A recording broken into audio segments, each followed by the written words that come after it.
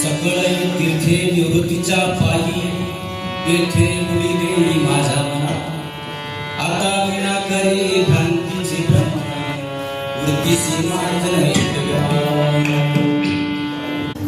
आज उटीची वारी आहे नाही का, निवृत्ती दादांची यात्रा आहे आणि त्या उटीच्या वारीच्या निमित्ताने ज्ञानेश्वर महाराजांचा 4 चरणाचा अभंग आहे. महाराज या अभंगाद्वारे आपल्या सद्गुरूची महती सांगतात आणि सद्गुरूची महती सांगता सांगता आपल्या मनाला बोध करतात.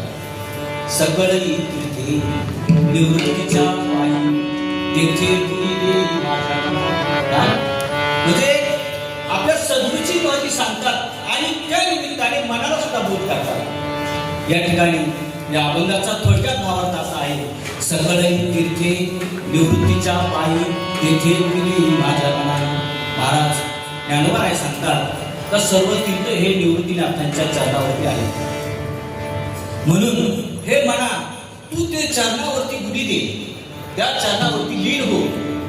तेथे बुडी दे माझ्या मना आता विना करे भ्रांतीचे भ्रमण वृत्तीची मार्जन केले असेल काय. आणि एकदा त्या सद्गुरूच्या चरणाच्या ठिकाणी मन लीन झालं तर काय होतं, त्याच्या ठिकाणी कुठलीही वृत्ती शिल्लक राहत नाही. म्हणून वृत्ती शिल्लक न राहिल्यामुळे आता मला यातायात करण्याची पळापळी करण्याची काहीच गरज राहिली नाही. आता मी न करी भ्रांतीचे भ्रमण वृत्तीची मार्जन केले असेल. माऊलीला एवढंही कमी पडलं आणि अजून पुढचा दृष्टांत निवडला काय, एका अर्णव झाला तरंग मिळाला तैसा देह झाला एक ब्रह्म. म्हणजे माझ्या मनाची अशी अवस्था झाली का पूर्ण मन हे एकार्णव झालं, म्हणजे त्या तत्वाशी एकरूप झालं. एकार्णव झाला तरंग उडाला तैसा देह झाला ब्रह्म एकरूप. बाप ब्रह्मा देव विवरे विठ्ठल नवलपणे केले हे सगळं झालं तर त्या पांडुरंगाच्या कृपेने, त्या सद्गुरूच्या कृपेने ही अवस्था माझी झालेली आहे असं ज्ञानोबा राय या अभंगाच्या मधून या अभंगाद्वारे आपल्याला उपदेश करतात.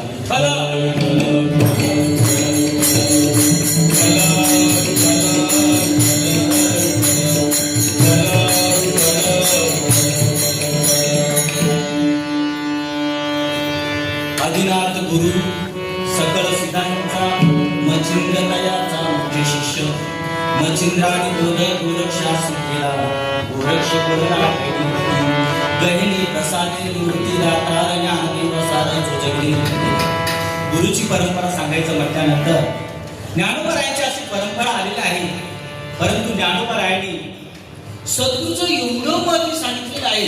कुठलाही ज्ञानोबा रायांचा ग्रंथ घ्या, हरिपाठ घ्या, त्यामध्ये सद्गुरूची महती सांगितली आहे. तुमचा मालिका घ्या, त्यामध्ये सुद्धा सद्गुरूचीच महती सांगितली आहे. अजून आपलं चांगदेव 65 त्यामध्ये सुद्धा सद्गुरूचीच महती सांगितली आहे. अजून एक कोणता अमृत अनुभव, असे 4 हरिपाठ या सगळ्यामध्ये ज्ञानोबा रायांनी आपल्या गुरुचीच महती सांगितली आहे. कारण सद्गुरू शिवाय त्या भगवंताची प्राप्तीच होत नाही. हरी प्राप्तीसी उपाय करावे संताचे ते पाय तेने साधन साधन तुटती भवाची बंधन. सद्गुरू शिवाय प्राप्तच होत नाही. आपण देव जरी प्राप्त केला, देवी देवता जरी प्राप्त केली तरी आपल्याला सद्गुरू शिवाय जे परम तत्व आहे, म्हणजे जे विश्वाचा जो परम देव आहे, गीतेमध्ये म्हटलं आहे ईश्वर सर्वभूतानां हृदय अर्जुन. काय ईश्वर हा सर्वांच्या हृदयामध्ये बसलेला आहे. त्या ईश्वराची प्राप्ती करायची असेल तर काय करावं लागतं, सद्गुरू करावं लागतं.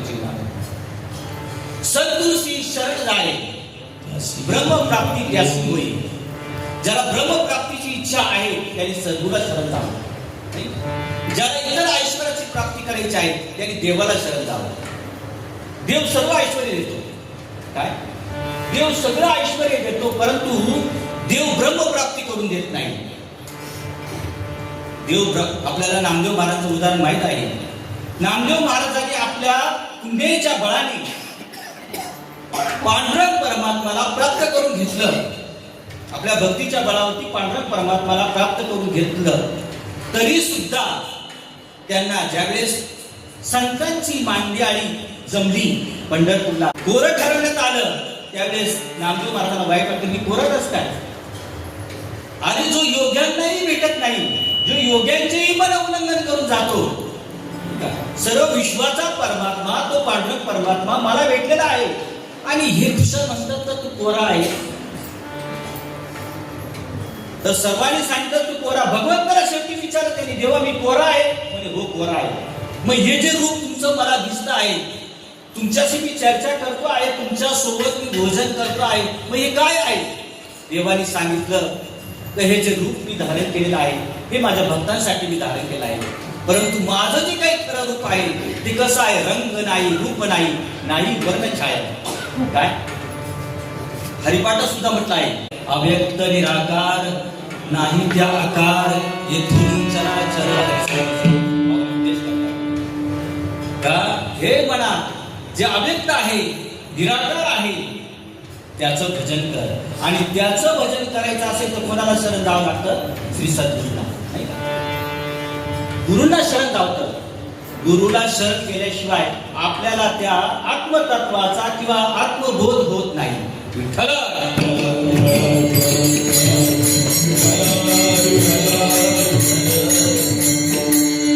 शेवटी नामदेव महाराजांना गुरु करावा लागला.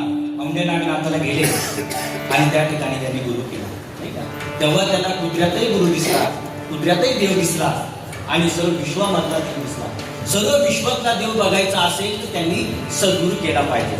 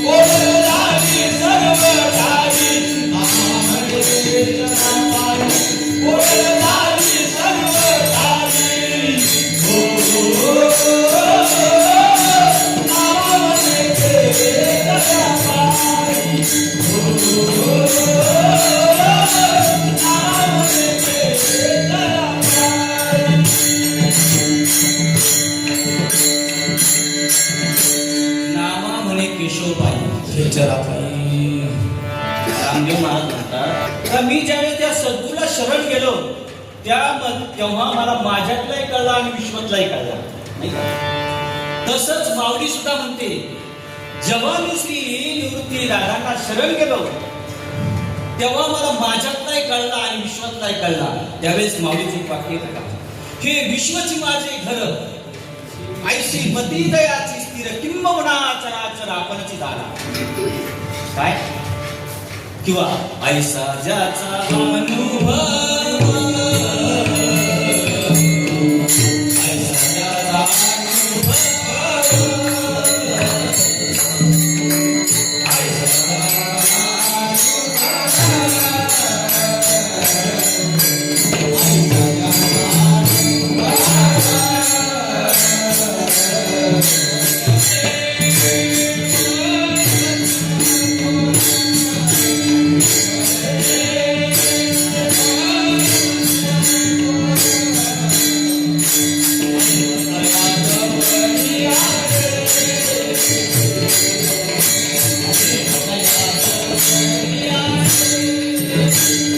विश्व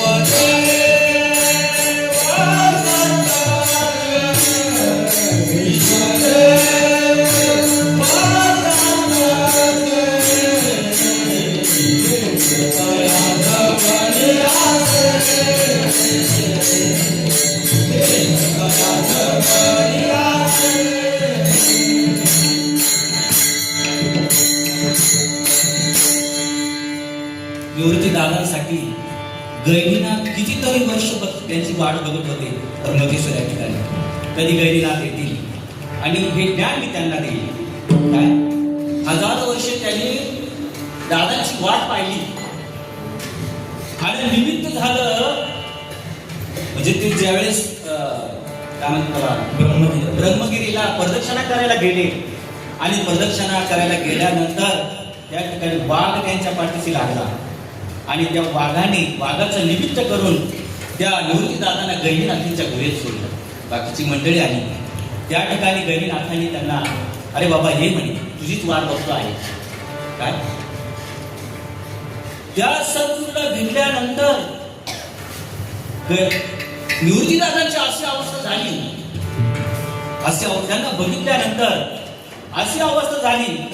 मग अशी महाराजांनी म्हटलेलं आहे का या हृदयची त्या हृदयी घातले द्वैतन मोडता केले आपणा सारे. दोघांची एकरूपता झाली आणि एकरूपता झाल्यानंतर त्यांना त्या ठिकाणी निवृत्तीदादांना गैरीनाथांनी उपदेश केला आणि उपदेश केल्यानंतर गैरीनाथांची अशी अवस्था झाली. हेच महाराज अभंगाच्या सकळई तीर्थ निवृत्तीच्या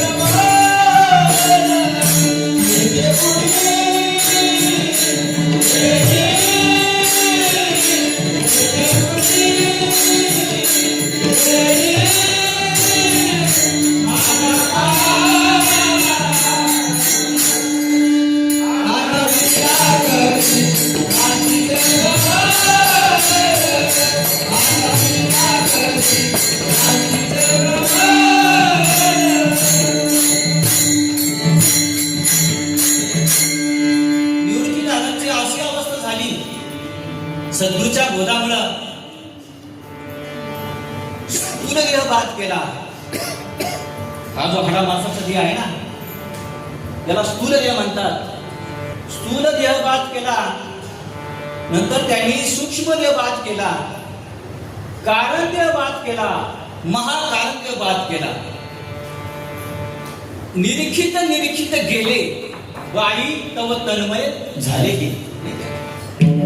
त्या ठिकाणी दादा ते बदल गेले, अनुभव घेत गेले आणि अशा अवस्थेला पोहोचले करते एकदम त्या निवृत्ती अवस्थेला पोहोचले नाही का. म्हणून म्हणतात सकळई तीर्थे निवृत्तीच्या पायी. दादा तर निवृत्ती दादा आहेतच परंतु त्यांनी सुद्धा त्या अनुभवापर्यंत ते गेले, निवृत्ती अनुभवापर्यंत नाही का.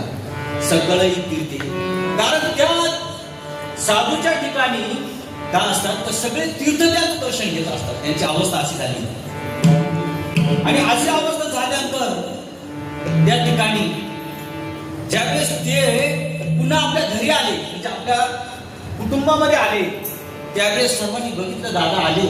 दादांची काय अवस्था आहे, एकदम शून्य अवस्था, जसं काय विश्वाचा अर्थ प्रगट झालेला आहे. अशा प्रकारची अवस्था बघितल्यानंतर ज्ञानोबा त्यांच्याकडे बघत राहिला आहे. काय अवस्था आहे दादा, कशामुळे घडलं तुम्हाला, काय झालं तुम्हाला. दादांनी सांगितलं तर माझ्या जीवनामध्ये माझ्या खऱ्या गुरुची प्राप्ती झालेली आहे, मला सद्गुरूची प्राप्ती झालेली आहे. सद्गुरू सारिखा असा माझी राधा इतरांच्या निगात कोण. कारण ज्याच्या शोधामध्ये जे मला पाहिजे होतं ते आज मला प्राप्त झालेलं आहे. त्यावेळेस माऊली सांगतात का दादा मला ही अवस्था प्राप्त होईल का? काय ही अवस्था प्राप्त करण्यासाठी मी काय केलं पाहिजे, मी काय करायला पाहिजे? तर त्यावेळी दादांनी सांगितलं की बाबा जे मी केलं ते मी तुला देणार आहे. कारण हे ज्ञान आहे, हे ज्ञान वाटण्यासाठी असतं, स्वतःसाठी नसतं, नाही का? त्याच्या आधी अशी परंपरा होती, एक गुरु आणि एक शिष्य. परंतु ज्यावेळेस निवृत्ती दादांनी माऊलीला उपदेश केला त्यावेळेस माऊलीने सांगितलं की दादा मला हे ज्ञान सर्वांना वाटायचं आहे. ही एकासाठी ठेवायचं नाही, ही विश्वासाठी प्रगट करायचं आहे, नाही का? प्रगट विश्वब्रह्माची केली म्हणजे सर्व विश्वासाठी उघडं करायचं. तुमची अनुमती पाहिजे. दादाने सांगितलं ठीक आहे कर. आणि तेव्हापासून ही एक गुरु एक शिष्य परंपरा तुटली आणि सर्व तुम्हा आम्हाला हे ज्ञान प्राप्त झालेलं आहे. बघा ना, आपल्याला हा तो एक नाग संप्रदाय, आपला जो संप्रदाय आलेला आहे, आनंद हंस, आनंद ब्रह्मदेव, अतिदुषी आनंद, आनंद दत्तात्रय, आनंद नारायण दास, लक्ष्मण आनंद, आनंद बलभीम, आनंद सत्यानंद, शांताबाई आनंद, आनंद बंडोबा, आनंद देवबा दास, एकनाथ आनंदीबा दास, चंद्रकांत आनंद, अशी परंपरा आपल्यापर्यंत चाललेली आहे. कुठल्याही आपण ज्यावेळेस अनुग्रह किंवा प्रबोध घेतो ना त्यावेळेस त्याला गुरु परंपरा पाहिजे, कुठली तरी परंपरा पाहिजे, नाही तर कुठून तरी देणं हे महत्वाचं नाही. आपण जे घेतोय त्याला परंपरा आहे का? जसं आपण एखादी मुलगी बघायला जातो आणि आपण त्यांचं खानदान विचारतो, ठीक आहे, खानदानी मुलगी आहे, तसं आपल्या जीवनामध्ये सुद्धा सद्गुरू प्राप्त करायचं असेल तर खानदानाचा म्हणजे त्यांची सुद्धा कुंडली पाहिजे आपल्याकडे. तर ही कुंडली अशी आहे, जशी ज्ञानोबा यांची आहे तशी ही आहे, तशी तुकाराम महाराज सुद्धा आहे का? राघव चैतन्य केशव चैतन्य सांगितली पुन्हा मालिकेची. बघा सगळ्यांनी काय केलं, एकांतात जाऊन त्या मनाला वश करण्यासाठी साधना केलेल्या आहे. सगळ्यांनी ज्ञानोबा रायांनी ब्रह्मगिरीवर जाऊन साधना केली, बरोबर आहे. तुकाराम महाराजांनी भालचंद्र डोंगरावरती जाऊन साधना केली. काय 15 दिवसा माझी झाला साक्षात्कार, विठोबा भेटला निराकार.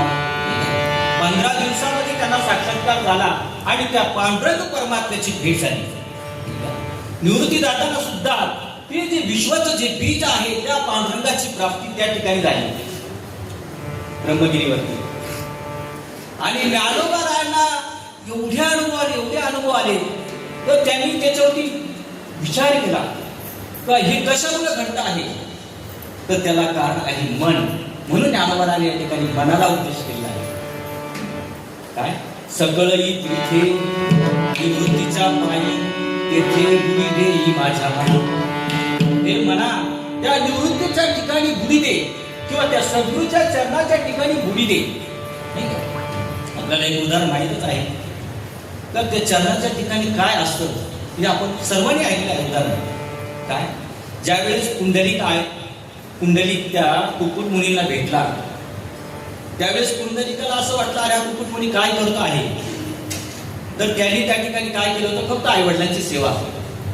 आणि त्याने आईवडिलांची सेवा केल्यामुळं त्या ठिकाणी त्यांना ते रात्रीचे थांबले आणि नंतर काय करतो आहे बघितलं तर 7 स्त्रिया अशा मळलेल्या विद्रूप झालेल्या स्त्रिया त्या साधूकडे जात होत्या. तेव्हा त्या ठिकाणी कुंडलिकाने विचारलं बाई तुम्ही कोण आहात. काय ठीक आहे बाई तुला नंतर उत्तर देतो. त्या गेल्या आणि त्या साधूचं दर्शन घेतलं. सकलही तीर्थे त्या ठिकाणी त्या साधूचं दर्शन घेतल्यानंतर त्यांचं मलिनत्व निघून गेलं आणि ते दिव्य स्वरूप झालं.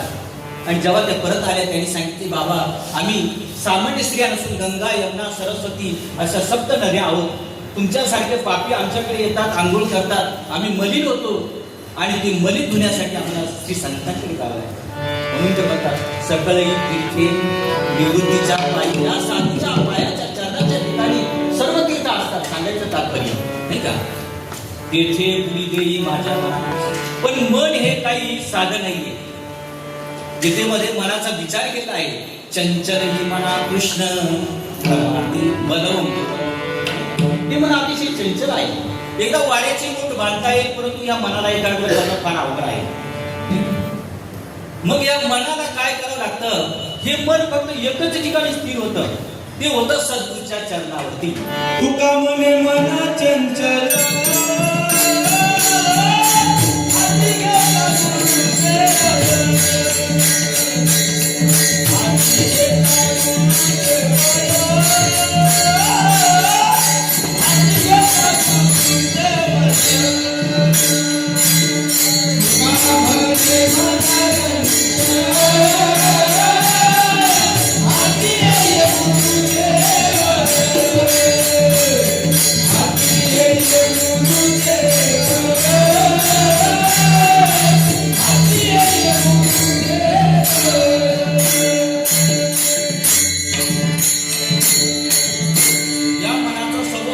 चंचल आहे आणि मन हे फक्त सद्गुरूची अंगानी दासी चुरत असतं. सद्गुरूच्या चरणावरतीच लीन होतं, इतर ठिकाणी लीन होत नाही. बघा, तप करायला गेलं तर ते अहंकार वाढवतं. करिता तपे म्हणजे तप करायला गेला तरी त्याला ते बिघडवून टाकतं. अनेक प्रकारच्या साधना केल्या. आपण सध्या यज्ञ करायला गेलं तर यज्ञाची कर्म करताना काही कमी जास्त झालं तर तिथेही त्याला जरी चांगलं केलं तरी अहंकार वाढतो. माझ्यासारखा यज्ञ करणारा कोणी नाही. म्हणजे हे मन जे आहे, हे मन आपल्याला कधी काय निर्माण करायचा भरोसा नाही. तो साधना करावी तर अहंकार वाढवतो. माझ्यासारखा ज्ञानी, माझ्यासारखा प्रवचन करणारा कोणीच नाही, माझ्यासारखा कीर्तनकार कोणीच नाही, माझ्यासारखा साधना करणारा कोणीच नाही. कशातही ते अहंकार निर्माण करतो. म्हणून माऊली एका ठिकाणी म्हणते, हा विचार अहंकार सांगिजे, मग असतीच वस्तू होईजे, आपली प्राप्ती सहजे आपण तुझे. हा विचार म्हणजे मी कोण आहे याचा विचार कर. मी तू हा विचार विवेके शोधावा, गोविंद माधवा याच देही. मी कोण आहे? साधू तर म्हणतात मी वासुदेव तत्वता. मी कोण आहे? वासुदेव तत्वता आहे. आणि हेच आपल्याला साधू पुरुष सांगतात का बाबा तू ते आहेस. पहिलं त्याला अनुग्रह देतात, म्हणजे या स्थूल देहाचं भजन देतात. स्थूल देहाचं भजन रामकृष्ण हरी विठ्ठल केशवा मंत्र हा जपावा सुसंगा. हे स्थूल देहाचं भजन दिल्यानंतर ते काय करत असतं का पूर्ण पापाचं छानन करत असतं. बघा, वाल्या गोळ्याने रामकृष्ण हरी नाम जपला आणि जेवढं पाप होतं तेवढं नष्ट झालं. नामस कीर्तन साधन परिसोपे जळतील पापे जन्मांतरीचे. नामाने जन्मजन्मीचे पाप जातात.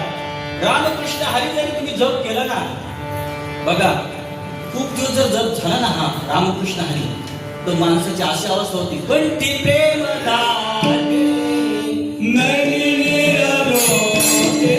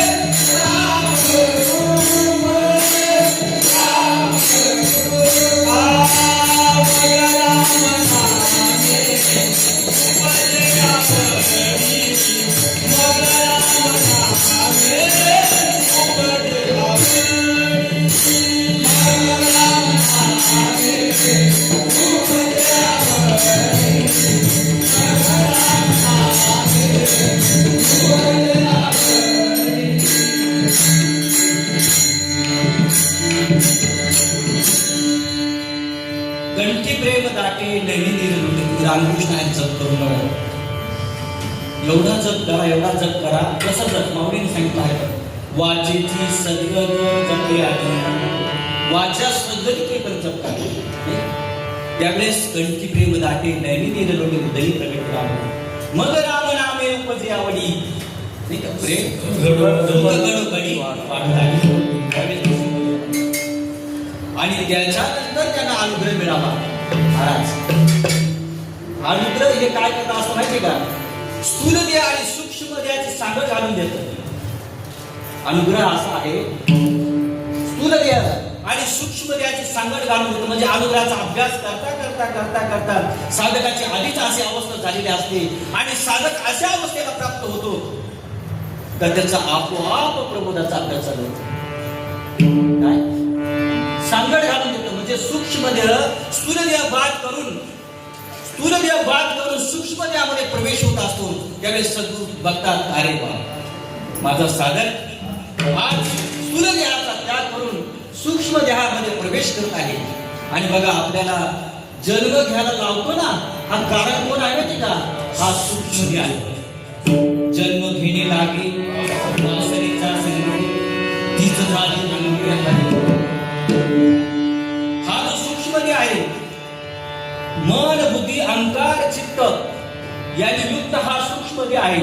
ज्यावेळेस मनुष्य मरतो, वासास जीर्णा यथा विहाय किंवा जीर्ण वस्त्र सांगितले नवीन प्रावंत, जेव्हा तो मृत्युमुखी पडतो, जी वासना शिल्लक असेल तो सूक्ष्म देह त्या देहातून निघतो आणि जसं वासना असेल त्या देहामध्ये प्रवेश करतो. जसं आपल्याला माहित आहे, जडभरत राजा हार्नी गर्भे गेला, जडभरत राजा हार्नी गर्भे गेला, घाला तो घातला वासाने.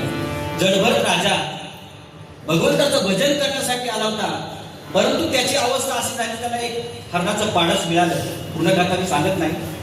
आणि त्या पाडसाच्या मोहात पडला त्या. आणि मोहात पडल्यामुळे काय झालं, मी नसल्यानंतर याचं काय होईल? आपल्याला वाटतं ना, मी जर या कुटुंबात नसलो तर या लोकांचं काय होईल?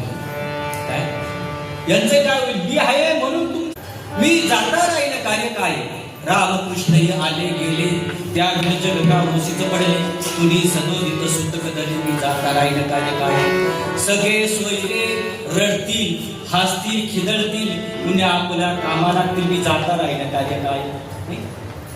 रामकृष्णांसारखे आले गेले, त्यांचं कोणी सुतक धरलं नाही, तर माझ्यामुळे काय अडत आहे? कोणाचाही काही अडत नाही. आपल्याला माहित आहे, ज्यांचे आई वडील लहानपणीच वारले तेही आज मोठे झालेले आहेत, कोणाचंच काय अडत. मग आपल्याला ते वाटतं, आपल्याला तो अहंकार वाटतो फक्त. आणि त्या राजाला वाटलं याचं काय होईल मी गेल्यानंतर? विसरली त्याची घोर हानी, पचतील काय. राजाला नामाचा विसर पडला आणि काय झालं? घाला तो घातला वासने,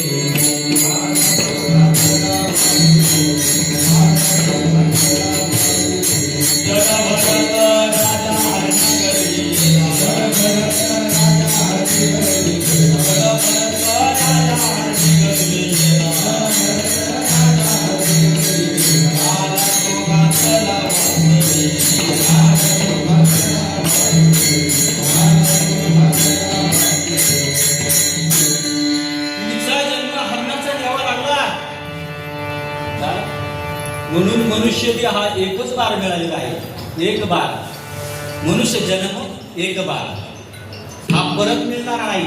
म्हणून याचं सार्थक करून घ्यावं. याच देही याच डोळा भोगू मुक्तीचा सोहळा, किंवा येण्याची शरीरे शरीरा येणे सरे, किंबहुना एर झाले शिरा पडे, किंवा या देहाचे ज्ञानी सच्चिदानंद पदवी घेणे, एवढा अधिकार नारायणे कृपालपण दिला. एवढा हा अमूल्य किमतीचा सध्या आहे. हा फुकट जाऊ देऊ नका. भागवतकार तर सांगतात की बाबा, परमार्थ करण्याला जर प्रपंच आड येत असेल तर 4 घरी भिक्षा मागा.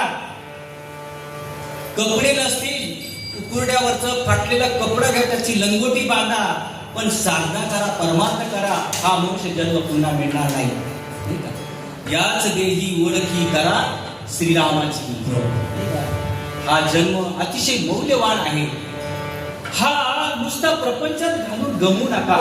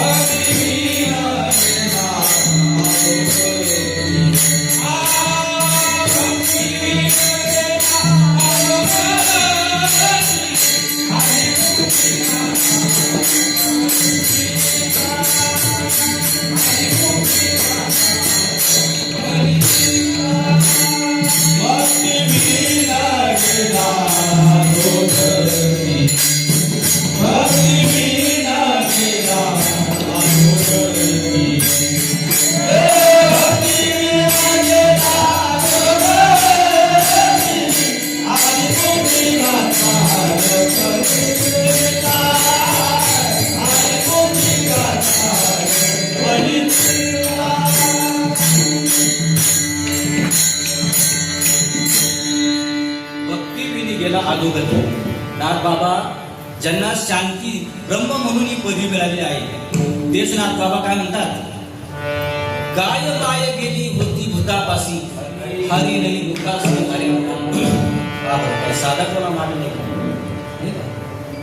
किंवा माऊली सुद्धा म्हणते, सायास करसी प्रपंच दिरसी हरिसी न बरसी. एवढा सायास करतो प्रपंचासाठी आणि हरीला का बजत नाही, हा मनुष्य देव का फुकट घालवतो.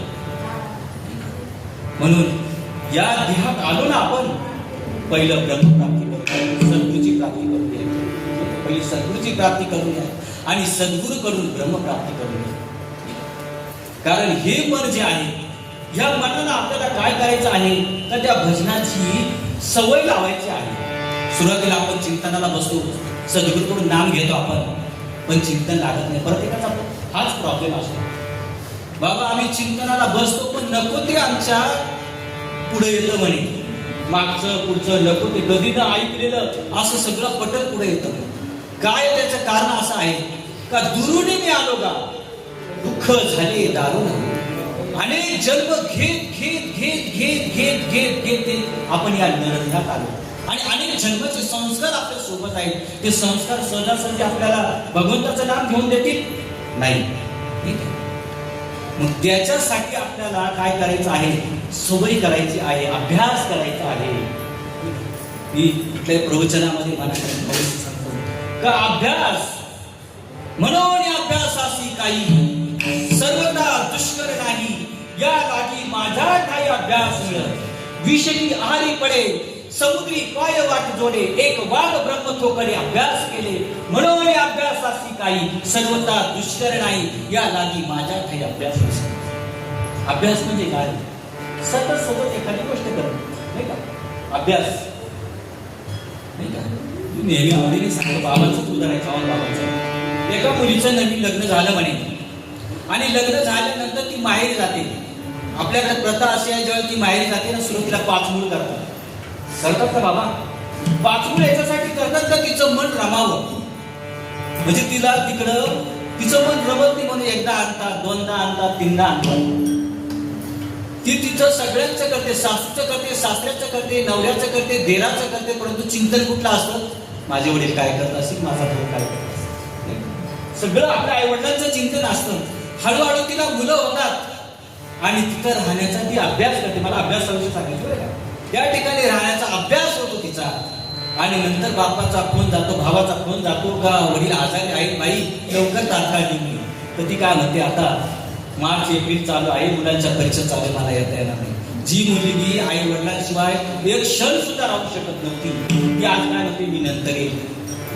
बघा म्हणजे काय, अहो भक्ती भक्ती म्हणजे काय, यहाँ से उखाडले का और इधर लगाले, म्हणजे प्रपंचातून काढायचंय आणि इकडे परमानंद लावायचं आहे. बघा त्या मुलीला सवय नव्हती, परंतु तिने काय केलं, तिथं राहण्याचा अभ्यास केला.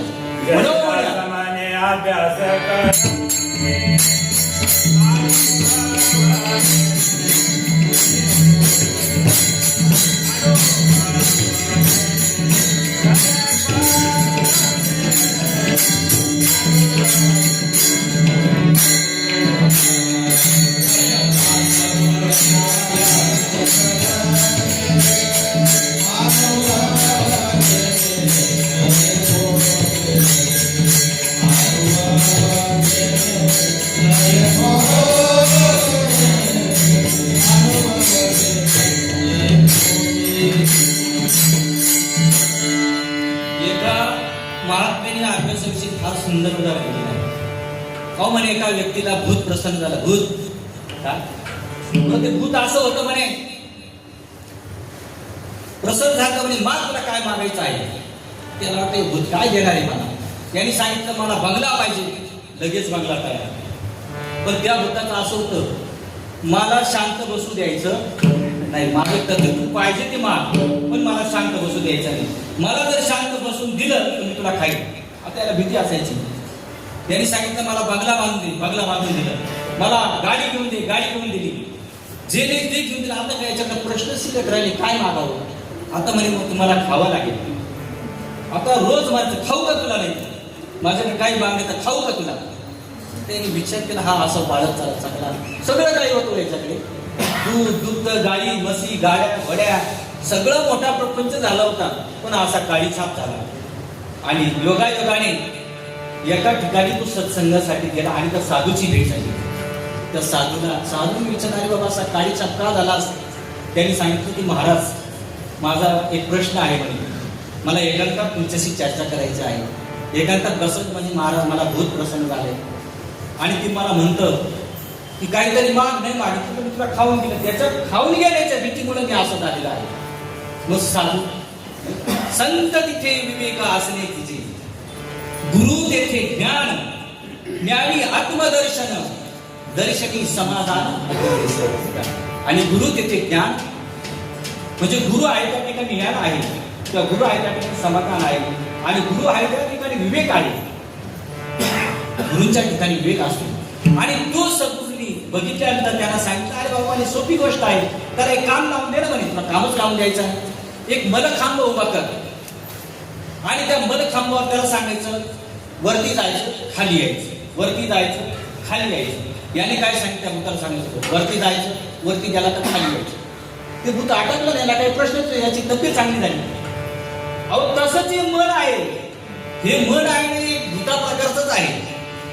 काय तर सद्गुरू त्याला काय सांगतात, तर हा जो खांब आहे, हा जो खांब आहे, या खांबामधून त्याला मधीचा बाहेर ये, खाली ये, वर ये.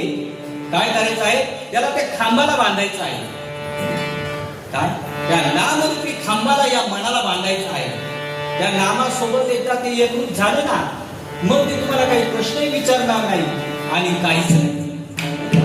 असं जे हे मन आहे, चंचल मन, हे सद्गुरूच्या ठिकाणी किंवा त्या नामाच्या ठिकाणी ज्यावेळेस लीन होत असतं, लीन झाल्यानंतर अशी अवस्था होते ज्ञानोबारा अभंगाच्या,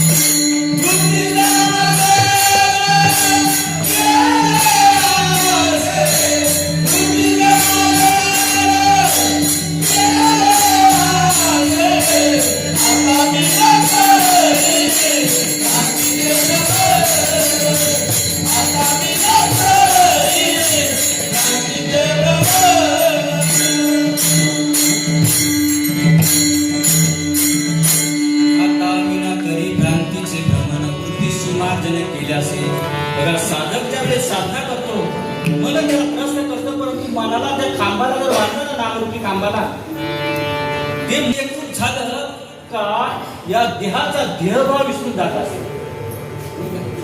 असो आईसा कोठे आठवची नाही, असो आईसा कोठे आठवची नाही, देईच देई भोग.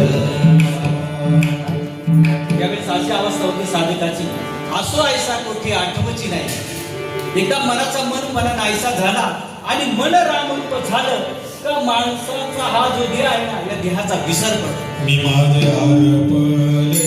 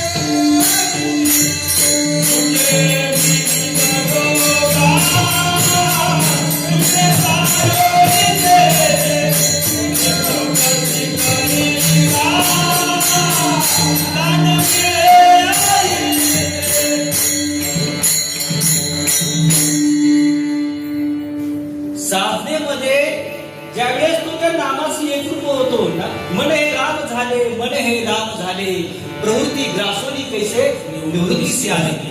ज्यावेळेस तो नामरूप होत असतो त्यावेळेस त्या साधकाला नाम, स्वतःचं नाम सुद्धा ऐकायला येत असतं. का एवढा नाम एवढी एकाग्रता होत असते. आणि जेव्हा त्याची एवढी एकाग्रता होते त्यावेळेस त्याच्या ठिकाणी दिव्य अनुभव येतात. एवढे दिव्य का, त्याला असं वाटतं काय मग तू अवघाची सुख होसी, जन्म जन्मीचे दुःख विसरस. एवढा आनंद प्राप्त होतो त्याच्या ठिकाणी, एवढा आनंद. त्या आनंदामध्ये तो नाचायला लागतो, डोलायला लागतो, जोर जोराने हंबत. एवढा आनंद त्याच्या ठिकाणी प्राप्त होत असतो. मग हे मन ज्यावेळेस आपण त्या नामास एकरूप करण्यासाठी याला सतत सतत आपण तिथं येऊन गेलो. सतत गीतेमध्ये सुद्धा म्हटलं बरं का, सततम कीर्तयन्तो मां यतं तच्चदृढः नमस्यन्तं च माभक्त्या नित्यमुक्तोपासते. भगवंत सुद्धा म्हणतात का ज्या ठिकाणी सतत नामचिंतन चाललेलं आहे त्या ठिकाणी मी निश्चित आहे.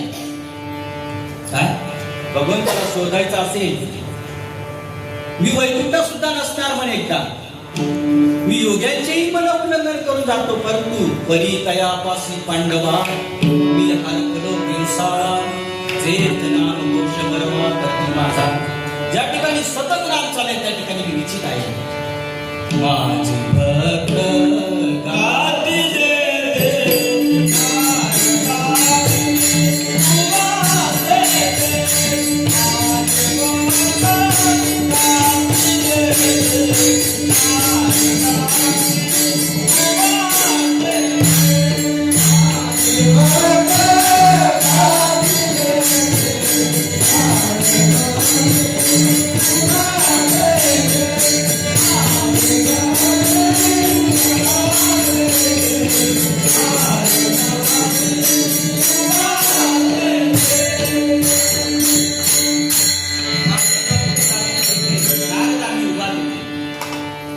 माझे भक्त जिथं आहे तिथं मी उभा आहे असं म्हणतात. नामदेव कीर्तन करीत आपल्याला माहिती आहे. म्हणजे अशा प्रकारे ज्यावेळेस तो नामचिंतन करता करता करता करता सूक्ष्म देह पार करतो. काय सूक्ष्म देह पार करतो, कारण देहही पार करतो. कारण देह पार करून महाकारण देह सुद्धा पार करतो. 4 प्रकारच्या वाण्या आहेत. परा, पशंता, मध्यमा, वैखरी अशा 4 प्रकारच्या वाण्या आहेत. आणि 4ही वाण्याने त्याचं भजन चालू होतं. पहिला आपण वैखरीने घेतो तोंडाने. परा, परा, पश्यंती, मध्यमा आणि वैखरी अशा 4ही प्रकारच्या वाण्याने त्याचं भजन चालू होतं. 4ही देह पार करतो आणि त्यावेळेस त्याला तो प्रत्यक्ष परमात्मा काय पंढरपुराला तर त्याच ठिकाणी भेट देत असतो. काय या ठिकाणी त्याला पांडुरंग परमात्मा भेट देत असतो. पांडुरंग परमात्म्याची भेट होत असते, सद्गुरूची भेट होत असते. सद्गुरू आणि पांडुरंग परमात्मा वेगळे नाहीत किंवा निवृत्ती दादा आणि चव्हाण बाबा आणि पगार बाबा वेगळे नाहीत, अशा प्रकारचा भाव त्याच्या ठिकाणी होतो. आणि त्यावेळेस देहभाव हरपला. तुझं पाहता विठ्ठला तुझा भाव त्याचा नष्ट होतो. तू चारी देहाच्या पलीकडे जातो.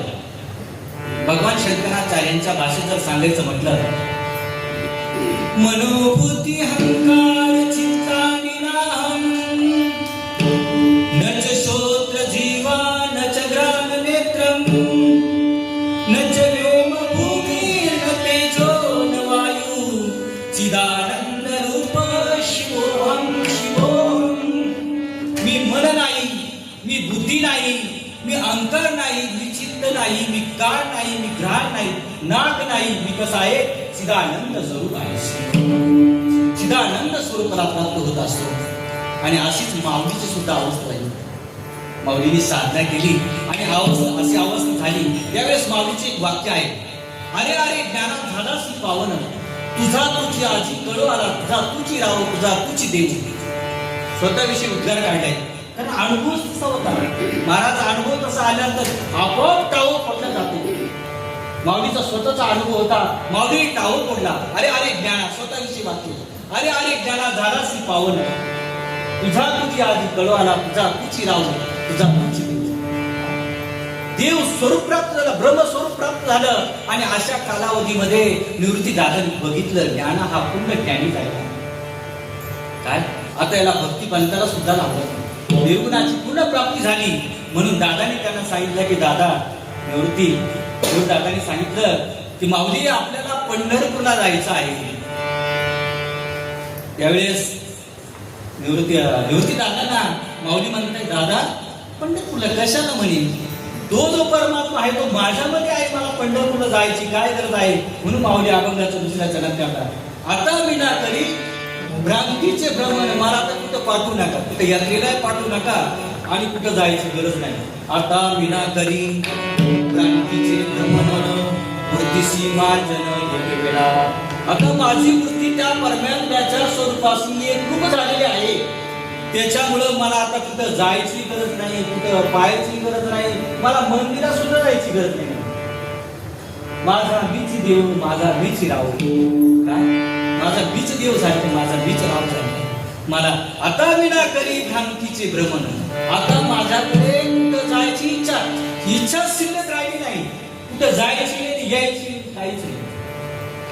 परंतु दादाने सांगितलं की ज्ञाना असं करून चालणार नाही बाबा. काय तुला जे हे ज्ञान मिळालेलं आहे, हे जगाला वाटायचं आहे, आपल्याला वारी करायची आहे. म्हणजे काय करावं लागणार आहे, आपल्याला जाता जाता लोकांना हे ज्ञान द्यावं लागणार आहे. ते तुला जो आनंद प्राप्त झालेला आहे तो त्यांना सुद्धा द्यावा लागणार आहे. आणि याकरता आपल्याला पंढरपूरला जायचं आहे. तसं ज्ञानोबा रायांना निवृत्ती दादांनी तयार केलं आणि मग ते पंढरपूरला गेले. विठ्ठला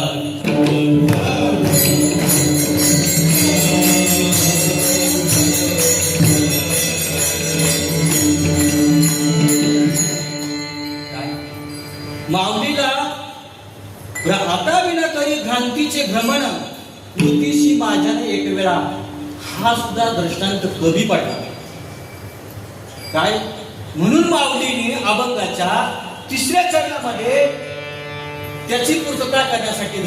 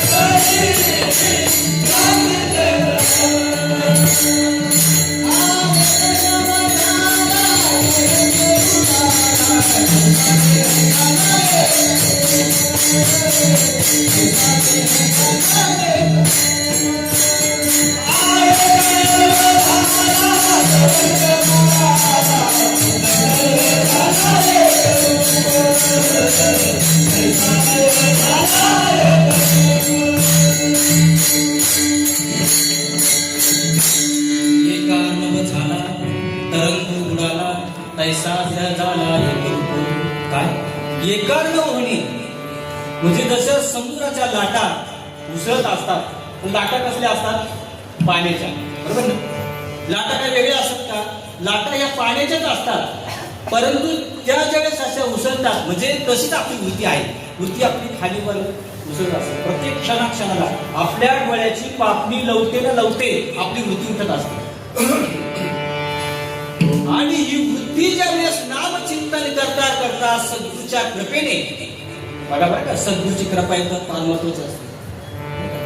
सद्गुरु कृपा लाये तवची प्राप्ती. सद्गुरूची कृपेशिवाय ते प्राप्त होत नाही. आपण किती मोठी मला प्राप्त होईल परंतु सद्गुरूची कृपा लागते. म्हणून तर सद्गुरूला म्हणतात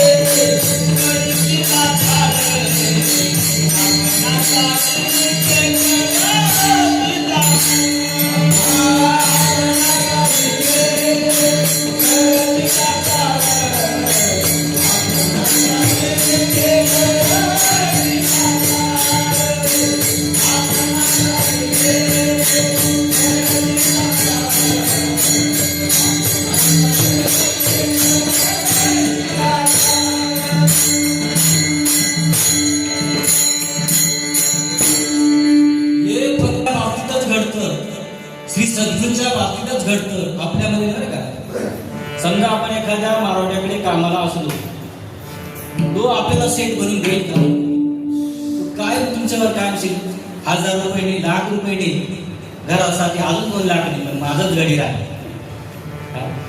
तो आपला मालक बनवून देणार, आपल्यासारखा करणार नाही. गोष्टी करतील प्रपंचातली, तो आपल्यासारखा होऊ देणार नाही. साधा भाऊ जरी असला ना आणि आपण जर चांगल्या पद्धतीने कमवत असेल, तो जर या लेवलला आला की सुद्धा त्याला खपत नाही.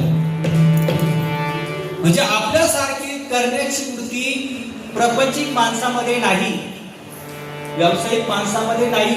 आपल्यासारखी बनवण्याची वृत्ती फक्त संतांकडे आहे. देश माझे हित करती सकळ हा गोपाळ म्हणून संत श्रेष्ठ आहे. त्याच्या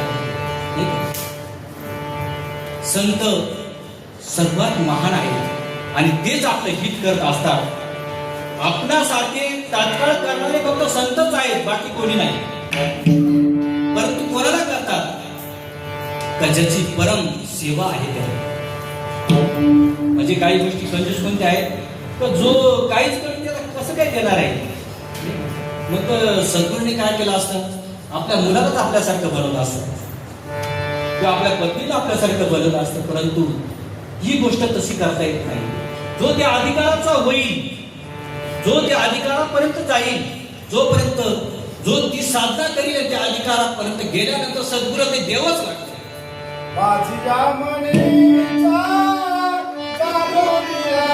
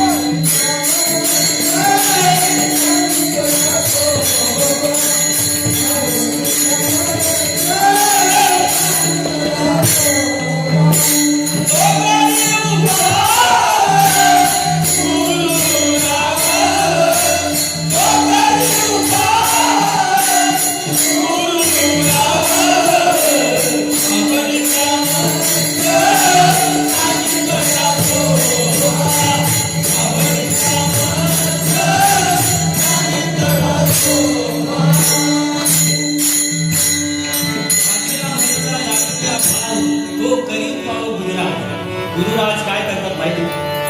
जर साधक या दृष्टीने पुढे जात नसेल तर अजून काहीतरी त्याला वेगळं करून पुढे नेण्याचा प्रयत्न करतात.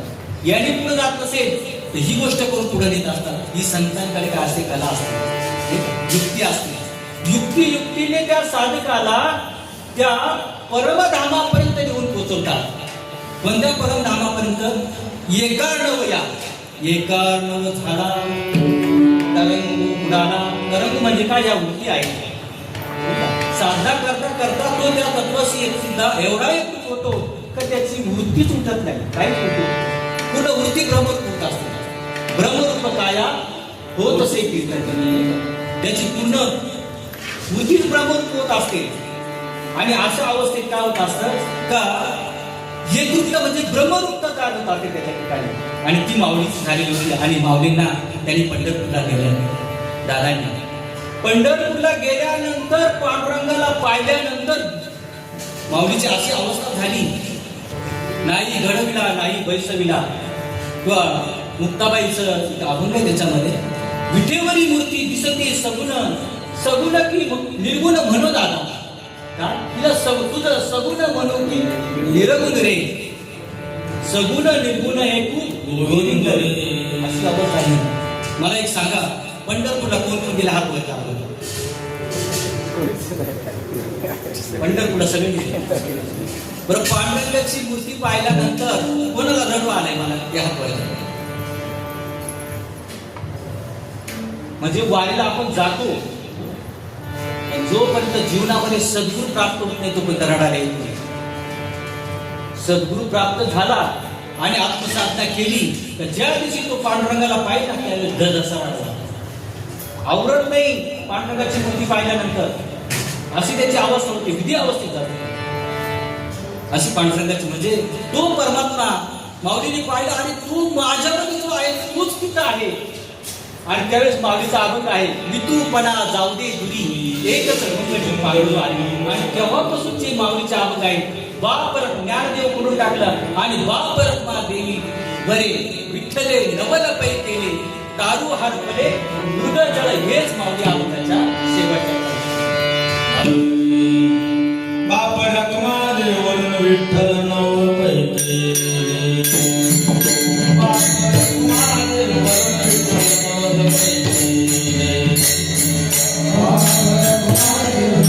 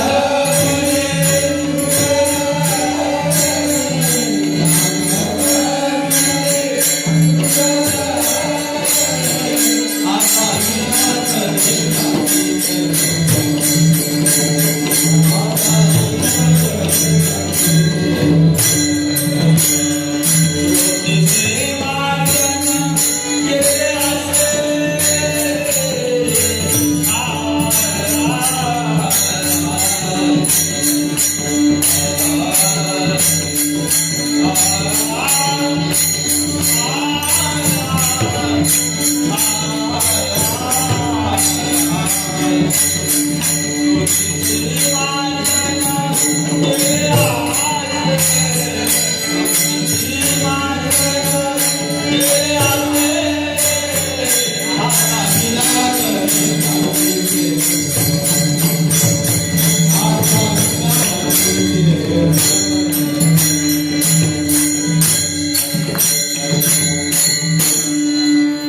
अनुभव आला माझे सद्गुरू पांडुरंग परमात्मा हे काही भिन्न नाही आणि माझं स्वरूप हे सगळं एकच आहे. म्हणून आज आपण त्या पांडुरंग परमात्म्याचं एकदा मोठ्या आवडीने भजन करूया.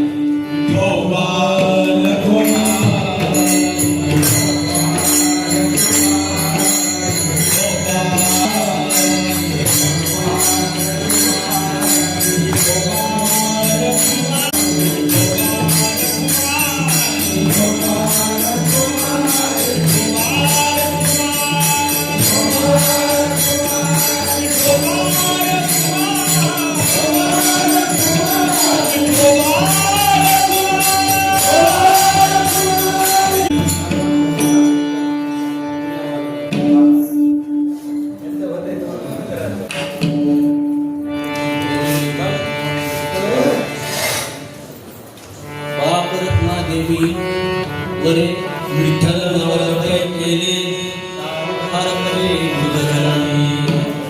जसं मृगजळ म्हणजे काहीच नाहीये. मृगजळ कशाला म्हणतात? सूर्याचा प्रकाश पडतो आणि ते पाण्यासारखं भासतं.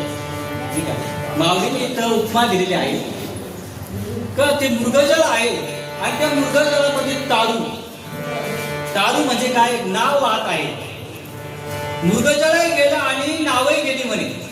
काय झालं म्हणजे थोडक्यात माऊलीला हे सांगायचं आहे, या जगाची जी काही भ्रांती होती, या देहाची जी भ्रांती होती, ही भ्रांती माझी समूळ नष्ट झाली. भ्रांती ही समूळ गेली, भ्रांती समूळ नष्ट झाली आणि त्यामुळे मी काय झालं, काय ब्रह्मरूप झालेलं आहे. अशा या माऊलीने निवृत्ती दादाच्या कृपेने ती अवस्था प्राप्त केली आणि ते ज्ञान विद्येचं जे आहे ते प्राकृत रूपाने किंवा आम्हाला ज्ञानेश्वरी किंवा भावार्थ दीपिका म्हणून आपल्यापुढे मांडलेलं आहे आणि त्या ज्ञानाचा आपल्याला उपदेश केलेला आहे. असे या माऊलीचं आपण एकदा भजन करूया. ज्ञानेश्वर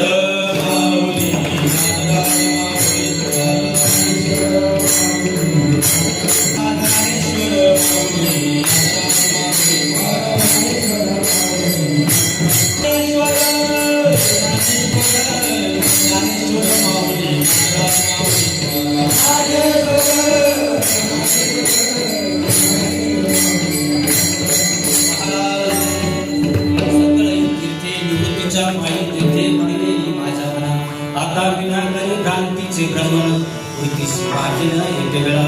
एका नव झाला तर उडाला कैसा देह झाला ब्रह्मरूप. बाप ब्रह्मादेवी वरे विठ्ठल नवलपै केले तारू हरपले मृगजळ.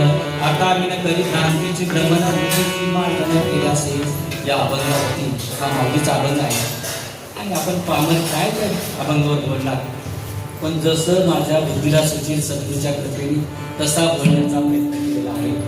काही चुकलं असेल ते माझं मला परत करा दिलेलं असेल ते सद्गुरू समजा. आणि या अभंगाचा भावार्थ जवळजवळ संपलेला आहे. झालेली सेवा सद्गुरूच्यांनी अर्पण करून याच ठिकाणी सेवेला पूर्ण करतो. जय विठ्ठल.